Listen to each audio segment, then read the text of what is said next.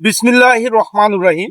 প্রিয় দর্শক, আমি এই দাতরাঙ্গা ফুল নিয়ে এর আগে আরো অনেক ভিডিও করেছি। এই ফুলটি অত্যন্ত চমৎকার, দৃষ্টিনন্দন এবং আমার কাছে অনেক প্রিয় এই ফুলটা। আর আমি যেখানেই দেখি এই ফুলটার এই ফলগুলো এভাবে খাই, মানে আপনাদেরকে দেখাচ্ছি, দেখুন, একটু মানে তিতা স্বাদের কিন্তু অনেক সুস্বাদু এবং সুমিষ্ট। এই উদ্ভিদটির অসংখ্য উপকারী গুণ রয়েছে। বিশেষ করে এটি দাঁতের জন্য অত্যন্ত উপকারী।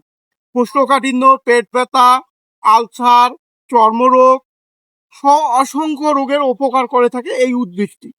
এই উদ্ভিদটির আর একটি বৈশিষ্ট্য রয়েছে, এই উদ্ভিদটি যে জায়গায় জন্ম নেয় সেই জায়গাটি চা পাতা চাষের জন্য অত্যন্ত উপযোগী। তার মানে এই জমিটার আশেপাশে চা পাতা চাষাবাদ করা যাবে। সবাই ভালো থাকবেন, সুস্থ থাকবেন। আর এই দাতরাঙ্গা ফুলকে আপনারা কি নামে ডাকেন কমেন্টে জানাবেন। আল্লাহ হাফেজ।